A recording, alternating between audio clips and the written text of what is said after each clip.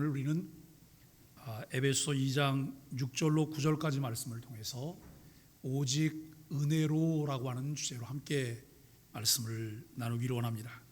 신앙생활을 할 때, 특히 구원에 대한 것을 이야기할 때 하나님이 정확히 무슨 일을 하셨는지, 그리고 왜 그 일을 하셨는지를 아는 것은 매우 중요합니다. 하나님께서 하신 일은 우리를 위한 일이기 때문에 우리를 그리스도와 연결합니다. 여러분, 신앙생활의 첫 걸음은 하나님이 누구실까라고 하는 거잖아요. 하나님이 누구실까? 근데 하나님이 누구실까라고 하는 것을 알게 되면 그 하나님을 통해서 내가 누구인지를 알게 돼요. 그리고 그 하나님은 무슨 일을 하셨을까? 그리고 왜 그 일을 하셨을까? 그 일이 나와 어떤 관계가 있을까라고 하는 것을 우리가 생각하는 것, 이것이 신앙생활의 시작이라고 말할 수 있을 것입니다. 여러분, 세 가지를 말씀하셨는데, 하나님은 우리를 첫째 그리스도와 함께 살리셨고, 둘째 그리스도와 함께 일으키셨고, 셋째 그리스도와 함께 하늘에 앉히셨다라고 말을 해요. 이 세 개가 동사인데요, 살리셨다, 일으키셨다, 앉히셨다는 하나님의 구원 사역에 연속적으로 일어난 세 개의 역사적 사건이다라고 이야기할 수 있습니다. 이것은 통상적으로 부활, 승천, 착석이라고 불리는 것을 가르치고 있습니다. 우리는 사도신경으로 신앙을 고백할 때 그 사건들에 대한 믿음을 선포합니다. 사흘 만에 죽은 자 가운데서 다시 살아나시고 하늘에 오르시고 하나님 우편에 앉아 계시다가 라고 하는 그 고백을 믿음으로 선포합니다. 우리를 놀라게 하는 것은 지금 바울이 그리스도에 관해 쓰고 있는 이것이 아니라 우리에 대해서 쓰고 있다고 하는 사실을 우리가 생각하게 되어집니다. 그는 하나님이 그리스도를 소생시키시고 일으키시고 자리에 앉게 하셨다고 주장하는 것이 아니에요. 이건 당연한 거잖아요. 이것을 말하는 것이 아니라 그리스도와 함께 우리를 소생시키시고 일으키시고 자리에 앉히셨다고 주장하고 있는 거예요. 그리스도와 함께 내가 부활했고, 그리스도와 함께 내가 승천했고, 그리스도와 함께 내가 하나님 보좌 우편에 앉았다고 하는 것을 말하고 있다는 거예요. 여러분, 그렇게 믿으세요? 이 사실은 매우 중요한 거예요. 우리가 이와 같은 것들을 알아가고 믿게 될 때, 또 이 사실들이 내 삶 가운데서 경험되어질 때 신앙은 깊어져요.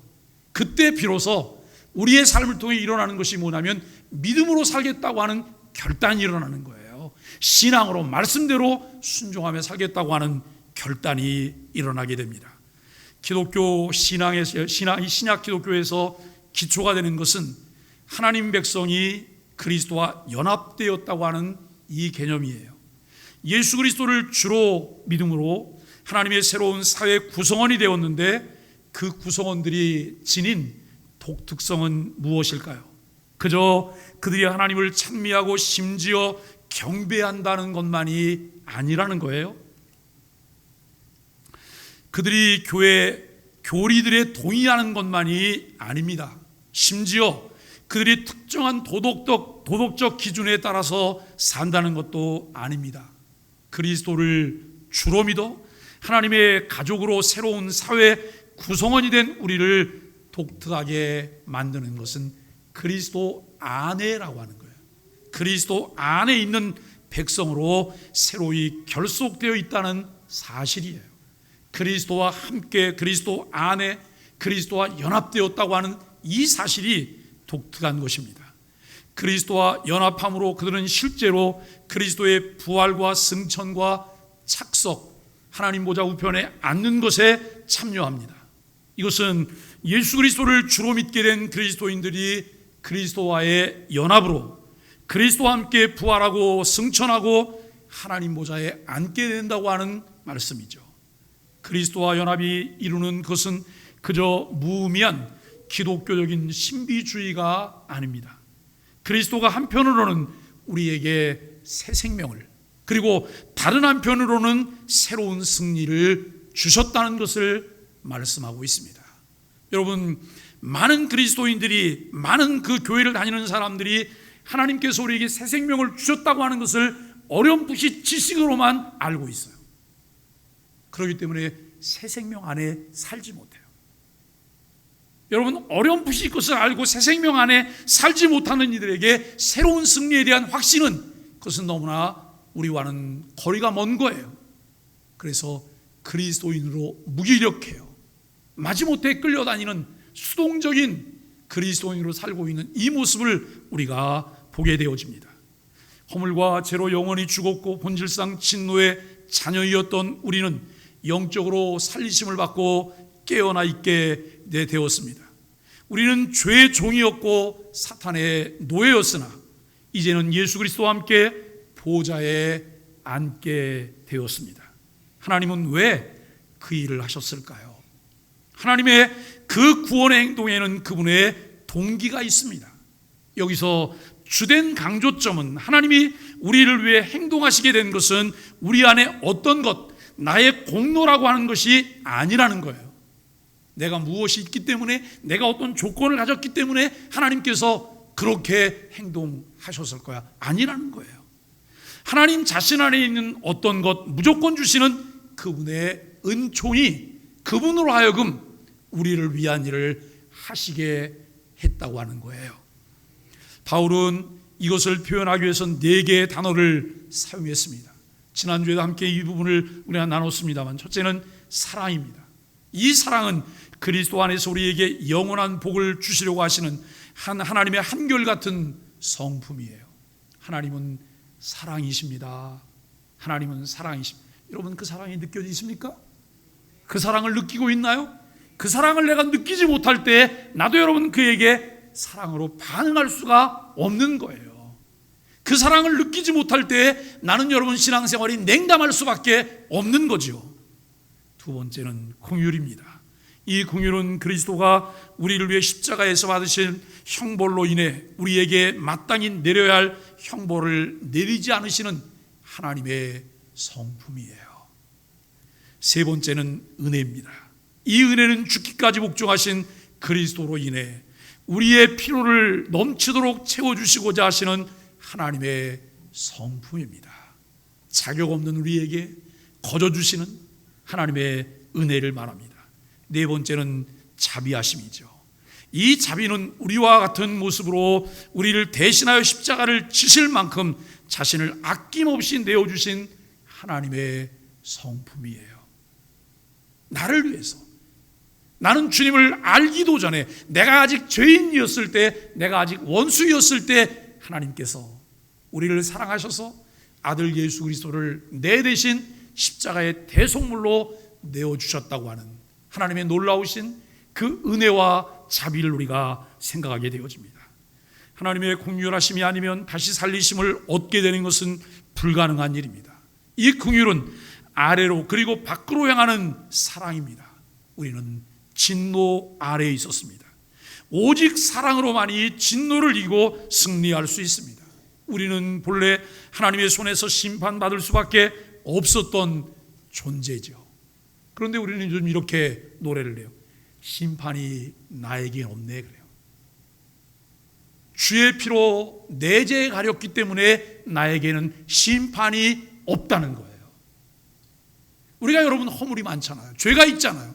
영원히 죽었던 자들이잖아요. 본질상 진노의 자녀임에도 불구하고 우리가 심판이 없다고 말하는 이유는 그리스도가 흘리신 보혈이 내 죄를 가리워주고 있기 때문에, 그를 통해 우리가 의의 옷을 입었기 때문에 우리에겐 심판이 없다고 하는 것을 분명하게 말씀하고 있습니다. 그런데 우리를 죄로부터 구원하는 것은 오직 은혜로만 할 수 있었습니다. 은혜는 아무 공로 없이 주어지는 은총이기 때문입니다. 그렇다면 하나님은 왜 그런 행동을 취하셨을까요? 그분의 순전한 긍휼과 사랑과 은혜와 자비하심에서 그렇게 하셨음을 알게 됩니다. 이제 우리는 바울이 왜 그토록 감격하며 오직 은혜로 구원받았다는 사실을 강조하는지 생각해 보아야 합니다. 에베소 2장 8절에 보면 너희는 그 은혜로 은혜에 의하여 믿음으로 말미암아 구원을 받았으니, 그래요. 너희는 그 은혜에 의하여 믿음으로 말미암아 구원을 받았으니. 여기 기독교의 복된 소식의 근본이 되는 세 단어가 나옵니다. 구원, 은혜, 믿음입니다. 여러분, 구원이 죄 사함 정도에 머물게 될까요? 아니에요. 그 이상이에요. 그것은 에베소 2장 1절로 3절에서 말한 죽음과 종노릇의 진노에서 해방되었다고 하는 것을 말합니다. 그것은 그리스도 안에 있는 새로운 삶의 총체성을 포함합니다. 은혜는 우리를 향한 하나님의 자유롭고 과분한 자비를 말합니다. 믿음은 우리가 스스로를 위해 그 은혜를 받는 겸손한 신뢰입니다. 우리가 그리스도를 믿는 믿음으로 말미암아 오직 하나님의 은혜로 구원받았다는 이것을 역설하기 위해 바울은 균형을 이루는 두 가지 부정적인 것을 덧붙여 말하고 있습니다. 첫째, 이것이 너희에게서 난 것이 아니라는 거예요. 우리가 받은 구원이 우리에게서 난 것이 아니라는 거예요. 이것은 하나님의 선물이라는 거예요. 내가 갖게 된 믿음이 우리를 통해서 난 것이 아니라는 거예요. 이것은 하나님의 선물이라는 거예요. 두 번째는 행위에서 난 것이 아니니 이는 누구든지 자랑하지 못하게 함이라 라고 말씀하고 있습니다. 근데 여러분, 마치 내가 믿음을 획득한 것 같잖아요. 내가 잘나서 믿음이 깊어진 것 같잖아요. 믿음이 커진 것 같잖아요. 그리고 내가 어떤 공로가 있어서 자랑할 것이 많은 것 같아갖고 잘난 척을 하고 다른 사람들을 무시하고 상처를 주기도 하고 있단 말이에요. 그런데 그렇지 않다는 거예요. 이 첫 번째 내용 중에 이것은 무엇을 가리키는 말일까요? 이것. 여기서 말하는 이것이 너희에게서 난 것이 아니오 그랬어요. 이것은 무엇을 가리키는 것일까요? 이것은 앞에 문장 전체로 우리가 봐야 될 것입니다. 너희는 그 은혜에 의하여 믿음으로 말미암아 구원을 받았는데 이 전체 사건과 경험은 하나님이 너희에게 값없이 주신 은혜다라고 말씀하고 있는 것이죠. 이것은 너희의 업적도 아니고 이것이 너희에게서 난 것이 아니라는 거예요. 너희가 행한 어떤 종교적 행동이나 자선행위에 대한 보상도 아니라고 말하는 거예요. 그러니까 여러분, 행위를 통해서 내 노력을 통해서 구원을 얻을 수 없다는 것을 분명히 말해요. 그러므로 인간의 공로가 들어설 여지가 없고 인간의 자랑이 들어설 여지도 없습니다. 구원은 하나님의 선물입니다. 이는 누구든지 자랑하지 못하게 함입니다. 우리는 선행이나 신앙 혹은 교회 사역에 대한 보상으로 구원받는 것이 아니라고 하는 것이죠. 오히려 우리는 그리스도 십자가 외에는 자랑할 것이 없습니다. 어떤 이들은 여전히 예배를 키를 쓰고 나오는데 왜 키를 쓰고 나오냐면 구원에서 탈락될까 봐. 내가 구원을 확실하게 받기 위해서 그렇다고 하면 그분은 성경을 너무 모르시는 거잖아요. 성경에 무지하기 때문에 우리가 늘 자유가 없어요. 성경에 무지하기 때문에 우리는 잘못된 길을 가게 되는 것을 알게 돼요. 그러니 하나님 앞에서 자만심을 가질 수도, 비신자를 보면서 오만한 마음을 품을 수도, 다른 지체와 비교하며 경쟁할 수도 없습니다. 우리는 자신의 행위가 아니라 그리스도의 행위로 구원받았기 때문입니다. 또한 그리스도의 행위로 그 구원이 완성되기 때문입니다. 그렇다면 우리가 그리스도의 행위로 구원받은 목적은 무엇일까요? 다름 아닌 하나님께 감사한 마음을 품고 선한 일을 하는데 목적이 있다는 거예요. 왜냐하면 우리는 2장 10절에서 그리스도 예수 안에서 선한 일을 위하여 지으심을 받은 자이기 때문에요. 왜 하나님께서 아담과 하와를 에덴 동산을 만드신 이후에 에덴 동산에 그들을 만드셨을까요? 그리고 하나님께서 왜 그들에게 하나님의 형상을 따라 살게 하시고 그리고 하나님이 그들에게 사명을 주셨을까요? 문화명령을 주시면서 땅에 충만하라 그래요. 생육하고 번성하라고 말을 해요. 다스리라는 거예요. 왜 하나님께서 그런 사명을 주셨을까요? 예수 그리스도를 주로 믿게 되고 새 생명을 얻게 되어서 잃어버린 하나님의 형상을 회복한 그리스도인들에게 구원을 주신 목적이 무엇일까? 선한 일을 하는데 목적이 있다는 거예요. 이처럼 우리가 복음을 통해 역사하시는 성령의 사역으로 새로운 피조물이 된 데에는 분명한 원인과 목적이 있습니다. 먼저는 우리의 죽음을 짊어지신 그리스도의 행위 가운데 나타난 하나님의 은혜가 구원의 원인이에요. 다음으로 우리가 하나님께 감사한 마음을 품고 선한 일을 하게 되는 변화가 구원의 목적이에요. 우리를 구원하기 위해서 예수 그리스도를 십자가에 못 박히게 하셨어요. 대속제물이 되게 하셨는데 이것은 하나님의 은혜예요. 이것이 구원의 원인이고, 구원받은 다음 구원의 목적은 우리가 선한 일을 하는 사람으로 살아가는 것, 이것이 구원의 목적입니다. 이 원인과 목적을 구별하는 일은 매우 중요합니다. 우리가 그리스도 안에서 하나님의 은혜로만 구원받는 사실을 알게 되면 스스로 구원할 수 있다고 하는 교만한 망상에서 벗어날 수 있을 뿐만 아니라 자신은 결코 구원받을 수 없다고 하는 두려움으로부터도 벗어날 수가 있다는 거예요. 왜요? 그 구원은 내 어떤 것을 통해서 내가 얻은 것이 아니기 때문에요. 하나님의 선물이기 때문에 우리는 교만할 필요도, 두려워하면서 낙담할 필요도 없다는 것이죠. 우리가 하나님이 예비하신 선한 일을 위해 구원받았다는 사실을 알게 되면 우리는 세상의 필요에 대해 게으르고 냉담했던 반응과 태도에서 이제 벗어나 복음으로 그 필요를 채울 수 있습니다. 사실 여러분, 봉사를 한다. 이게 교회가 원조 아닙니까? 봉사하는 것은 교회가 원조예요. 그리스도인이 구원받은 목적이 봉사하는 삶이에요. 그런데 마지못해 해요. 억지로 해요. 마지못해 하고 억지로 하는 이유가 무엇일까를 여러분 원인을 한번 생각해 보세요.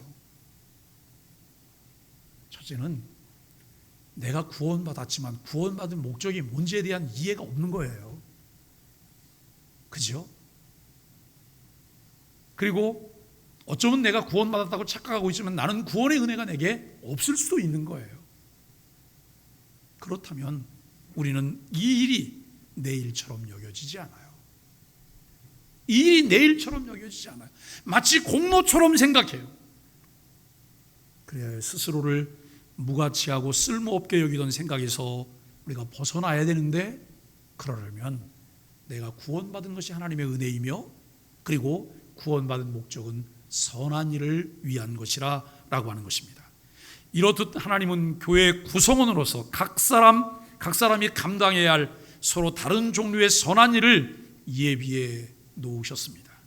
이와 같이 구원의 원인과 목적을 구별하는 일은 교회 역사에서도 매우 중요한 역할을 해왔습니다. 사실 교회 안에 한 10%에서 20%의 사람들이 교회를 움직여가요. 그 사람들에 의해서 교회가 활발하게 움직여가요. 나머지 80% 혹은 90%는 뭘까? 죄송해요. 들러리세요. 왜 교회를 다녀야 되는지, 왜 신앙생활을 해야 되는지, 그리고 늘 내 마음에 시험 들었다고 말하는 것을 상대적인 것을 통해서 찾게 돼요. 그러면 여러분, 교회 안에 10%, 20%의 사람들은, 교회를 움직여가는 사람들은 정말 진리에 대해서 무장된 사람일까요? 하나님을 아는 지식으로 충만할까요? 하나님을 아는 지식으로 충만하지 않다면 교회는 끊임없이 문제가 양산되어질 거예요. 왜냐하면 주님 뜻대로 살게 되지 않기 때문에, 성경의 가르침대로 내가 하나님의 은혜를 힘입게 되지 않기 때문에 그렇다는 거예요. 사랑하는 여러분, 정말 내가 교회 안의 일꾼이라고 생각한다면, 교회 안에 내가 꼭 필요한 일꾼이라고 생각한다면 하나님 말씀 앞으로 가십시오. 매일 하나님 말씀 앞으로 가셔야 돼요. 하나님 말씀 안에 답이 있습니다. 하나님 말씀 안에 길이 있습니다. 거기서 그 길을 찾아서 함께 가야 돼요. 다른 것을 통해서는 우리는 서로가 다를 수밖에 없어요. 생각하는 것도 다르고 가치관도 다르고 세계관도 달라요. 하나님 말씀 안에서 일치점을 찾는 것, 이것이 매우 중요합니다.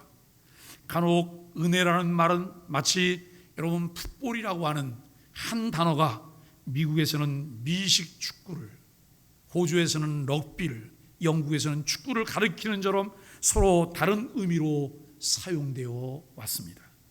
예를 들어 로마 가톨릭은 은혜의 개념을 왜곡해서 미사에서 행해지는 성례 의식을 통해 하나님의 능력을 주입받는 일로 설명을 하고 있습니다. 그러한 변화를 통해 우리가 그리스도인처럼 될 수 있으며 필요한 경우에는 연옥에서 고통의 연단을 받은 후에 천국으로 들어갈 수 있다고 생각을 하고 있다는 거예요. 은혜지만, 은혜라고 하는 같은 낱말이지만 은혜를 이해하고 은혜를 받는 방법들에 대한 이해는 각기 다르다고 하는 거예요. 그러나 이와 달리 에베소서에서 제시된 은혜로 말미암는 구원의 원리는 흔히 튤립이라고 하는 문구로 표현되어 왔는데, 이것은 이런 의미를 담고 있습니다. 이것을 칼빈의 5대 교리라고도 말을 해요. 여러분 영문 표기의 첫 번째 글자 5개를 따서 튤립이라고 이렇게 이해를 해요. 첫째는 전적 타락입니다. 우리의 전 존재가 부패했다는 거예요. 그러니까 여러분 죽을 수밖에 없는, 이거 맞아요? 아니요.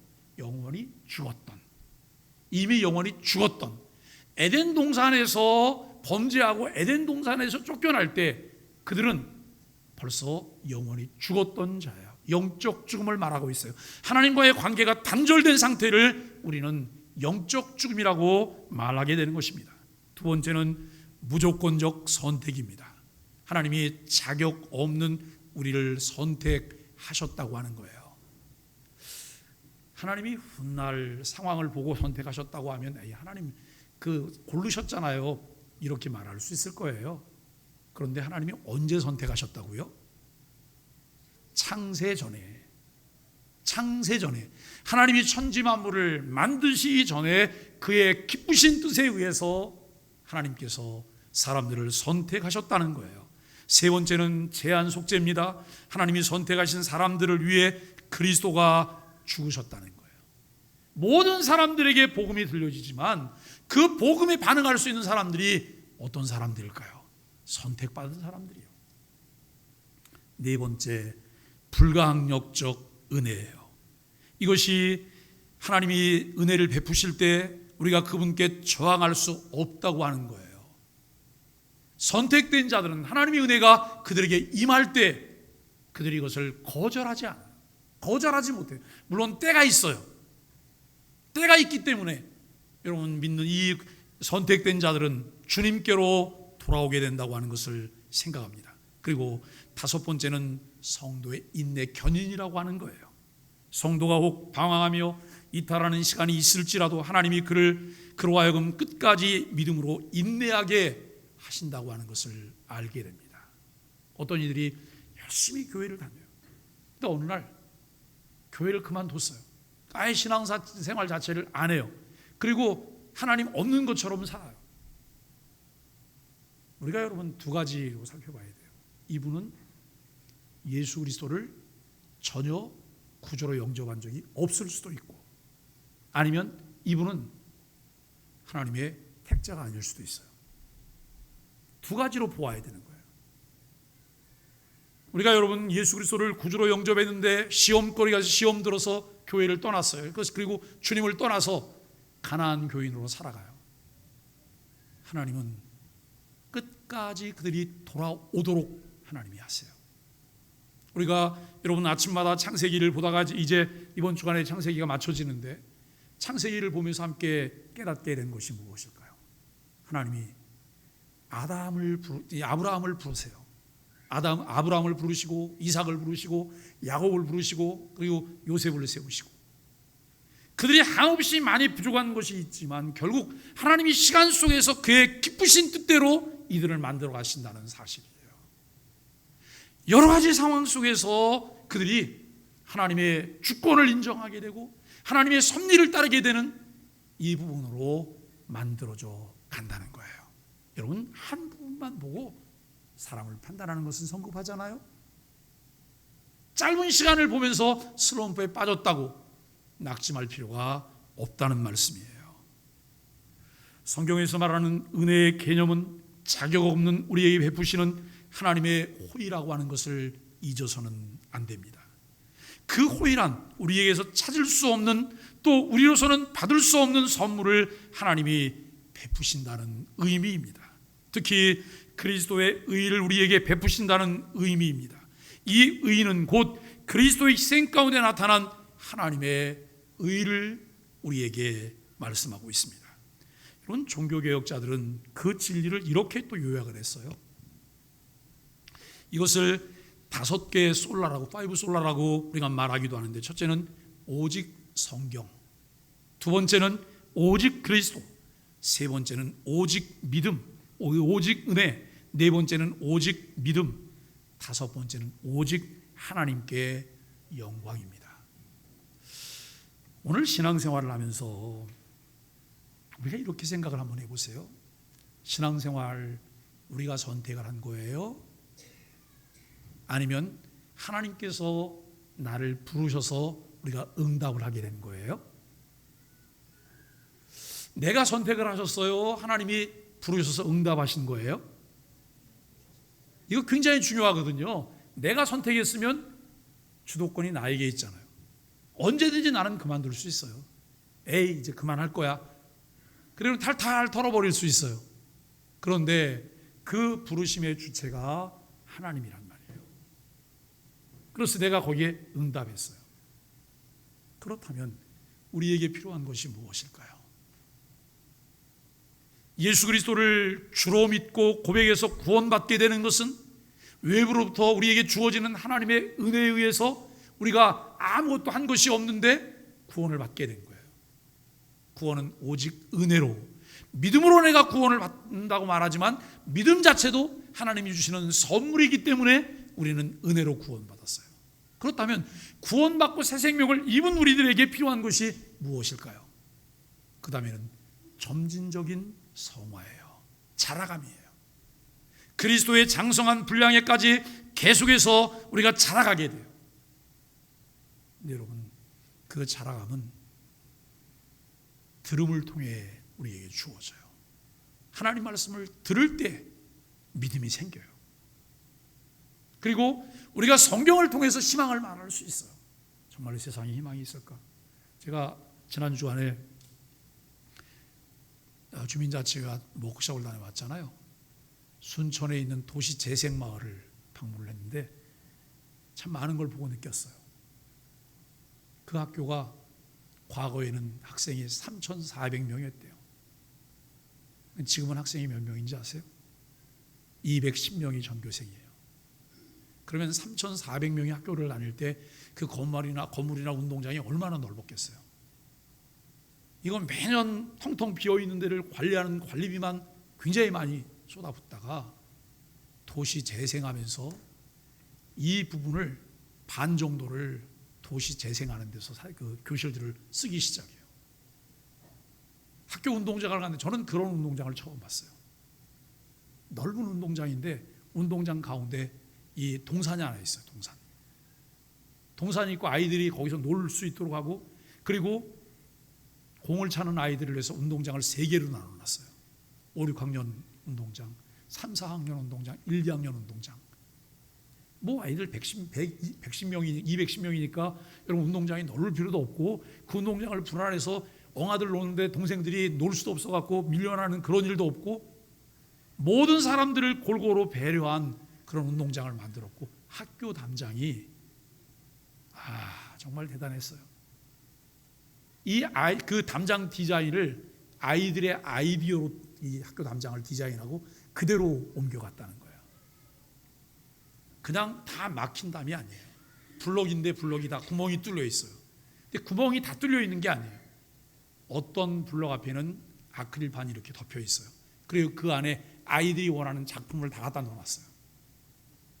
이 아이들이 그 학교를 다닐 때 이 일을 아이디어를 내서 만들었는데 지금 대학생이래요. 자기 자부심이 있잖아요. 옆에 성당이 있는 성당까지 완전히 오픈해서 모든 사람들에게 개방된 이런 것들을 만들어내는 것을 보면서 야, 참 대단하구나 라고 하는 거예요. 여러분, 우리 그리스도인이 예수 그리스도를 주로 믿고 고백하는 하나님의 자녀로 새 생명을 얻었다면 새 생명의 증거는 자라감이에요. 변화하는 것이고 성장하는 것, 이것이 그리스도인의 여러분 자라감이에요. 그렇다면 교회가 이 놀라운 은혜를 베푸는 것일까요? 여러분, 파이브 솔라를 교회가 베푸는 것일까요? 아닙니다. 오직 그리스도 안에서 하나님이 베푸시는 거예요. 그러므로 우리는 자랑을 그치고 겸손히 하나님이 베푸신 은혜에 대해 반응해야 합니다. 그분의 놀라운 은혜를 알아야 송축할 수 있습니다. 그 놀라운 은혜를 알아야 우리에게서 진정한 헌신이 나올 수 있습니다. 바울은 로마서를 통해 하나님의 구원을 설명합니다. 그리고 로마서 11장 36절에서 그 모든 것이 하나님의 주권에 달렸다고 하는 선언을 합니다.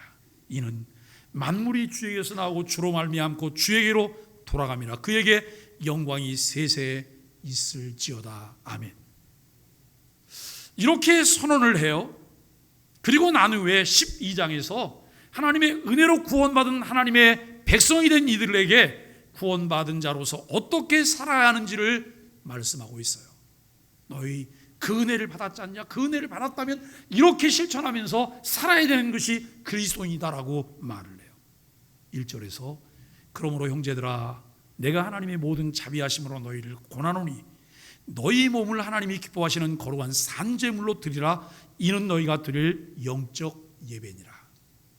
바울은 이 말을 하면서 구약 백성들이 하나님께 제물을 드렸던, 제사했던 그 부분을 연상하면서 이 부분을 기록했을 것입니다.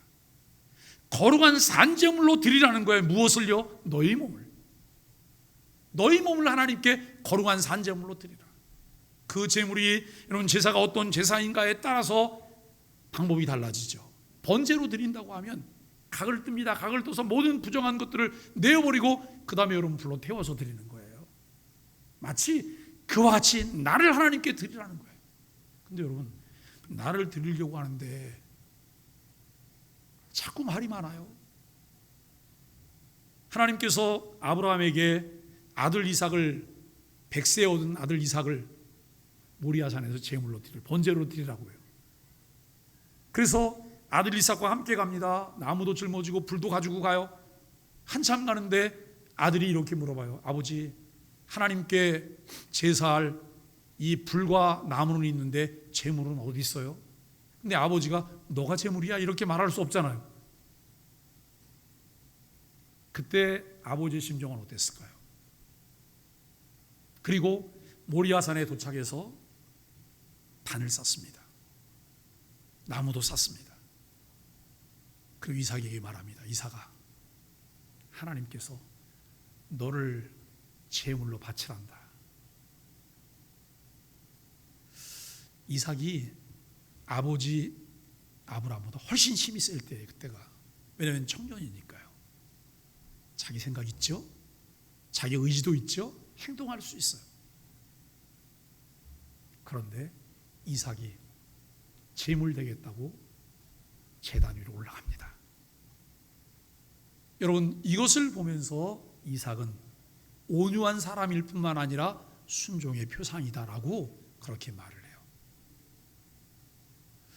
사실 구원받은 하나님의 자녀가 하나님께서 우리로 하여금 내 몸을 하나님이 기뻐하시는 거룩한 산제물로 드리라고 할 때 여기 우리가 뭐라고 응답할 수 있어요? 아멘 그래야 되잖아요. 아멘, 그렇게 할게요. 그런데 이유와 핑계가 많아요. 하나님 다 아세요. 왜 그런지. 설리고서요. 다른 핑계를 많이 대지만 결론은 하나예요.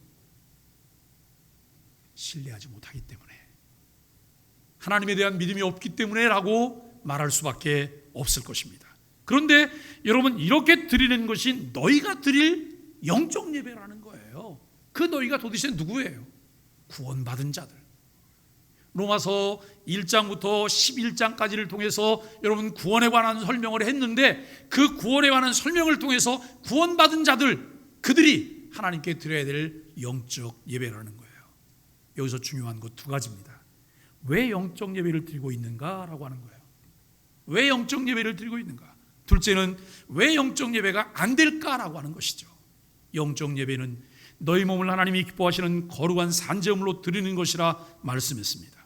하나님에 대한 분명한 믿음이 없다면 영적인 예배는 불가능해요. 우리가 여러분 사고하는 그리스도인, 생각하는 그리스도인, 그러면서 신앙이 깊어지는 그리스도인, 왜 되어야 할까요? 점검이에요. 오늘 하나님께 예배했는데 예배가 정말 하나님 앞에 하나님이 기뻐하시는 예배일까? 하나님은 영이시니 예배하는 자가 영과 진리로 예배할지니라라고 말했는데 나는 그렇게 했을까? 나는 교회와 함께 무엇을 하고 있는데 정말 교회를 통해 하나님이 이루시려고 하는 하나님의 뜻에 초점이 맞춰져 있을까? 내가 무엇을 말했는데 그것이 하나님이 기뻐하는 말이었을까?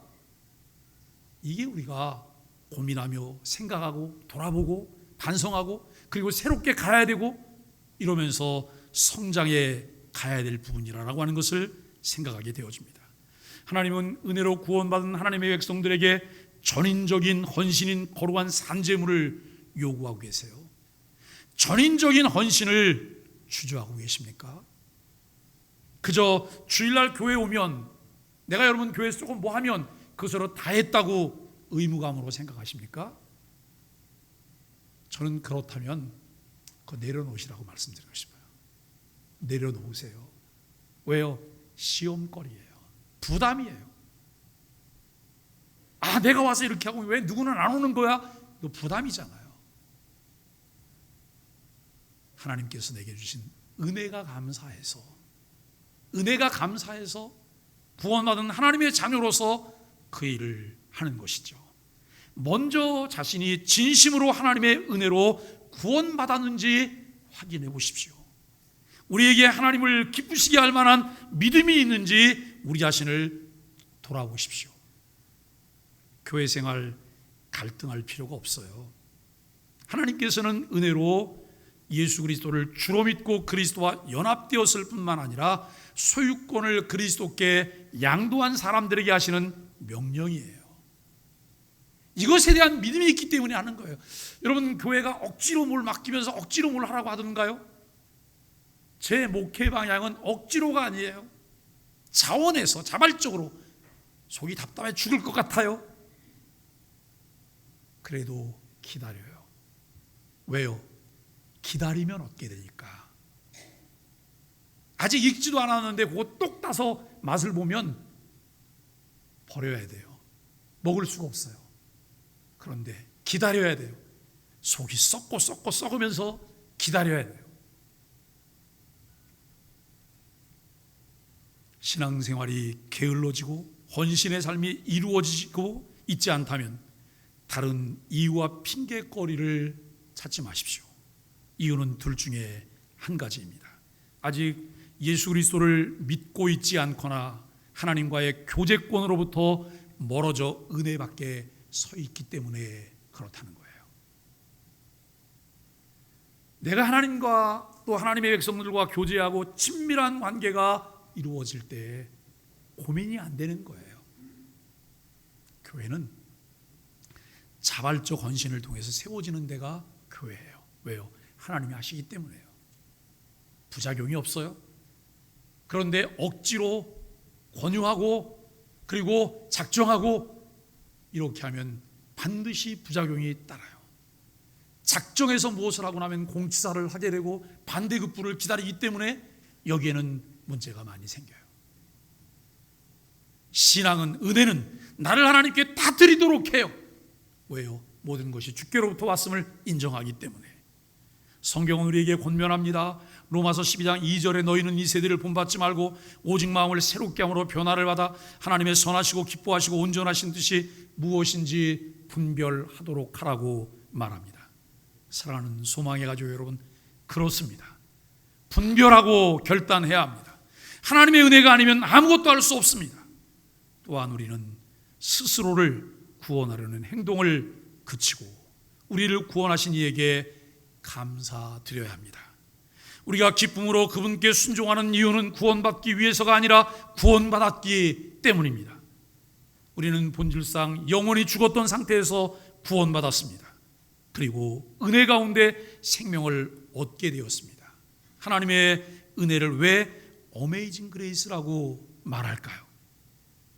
우리는 분명히 알아야 할 온전히 헌신하는 열정적 그리스도인으로 살아갈 수 있다는 거예요. 무엇 때문에요? 은혜 때문에. 나를 구속하신, 내게 베풀어 주시는 하나님의 놀라운 그 은혜 때문에 우리가 기쁨으로 헌신하게 되는 거예요.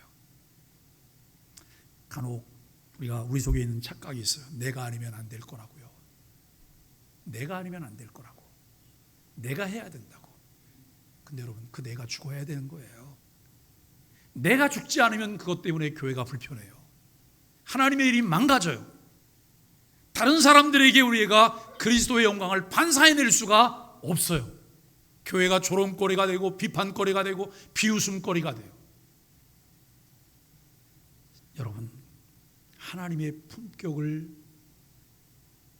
잘 지켜내는 거 필요하잖아요. 교회에게 주어진 사명 중에 중요한 것이 진리를 지키는 것이고 진리를 전하는 거예요. 지난 주일 전 헌금에 대해 이야기를 했어요. 전인적인 헌신과 헌금에 대한 계획이 우리에게 있을까요? 이거 한번 곰곰이 생각해 보세요. 나는 교회에서 어떻게 헌신하겠다, 그리고 어떻게 헌금 계획을 가지고 있다. 그런데 중요한 것은 그 계획들이 성경의 가르침일까?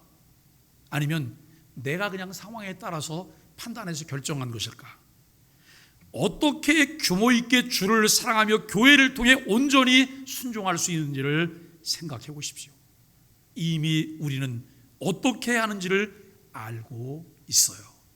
알고 있는 바를 말씀을 통해 확인하고 점검하면서 실천적인 그리스도인으로 살아갈 수 있게 되기를 바랍니다. 여러분, 신앙생활하면서 목사 눈치 보지 마세요. 목사는 불편해요. 눈치 보지 마세요. 왜 눈치를 볼까요? 그리고 사람들 눈치 보지 마세요. 뭐하고 알아주기를 바라지도 마세요.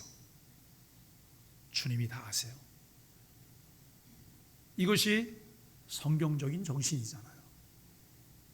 눈치 볼 필요 없어요. 교회 생활이 편안해야 되잖아요. 우리가 여러분 교회를 다니면서 하나님께서 주시는 은혜를 힘입게 되고 그 은혜로 늘 충만한 삶을 살고 주님과의 친밀한 관계 속에서 우리가 하나님의 은혜를 더 깊이 누리시게 되기를 바랍니다.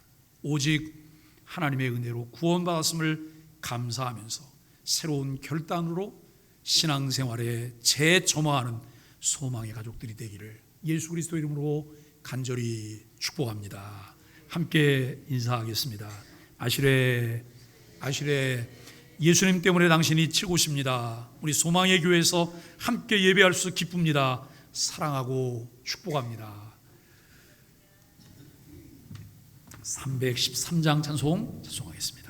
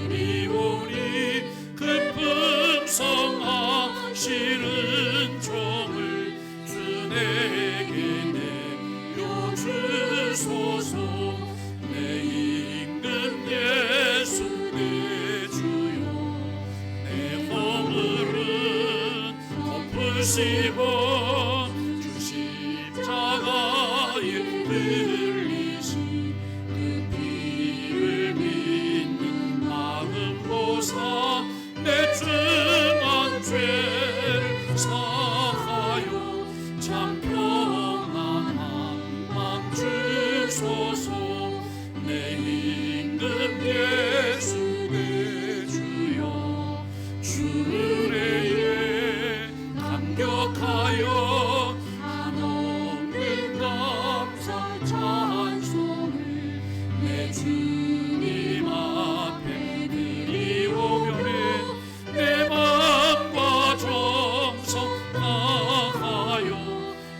길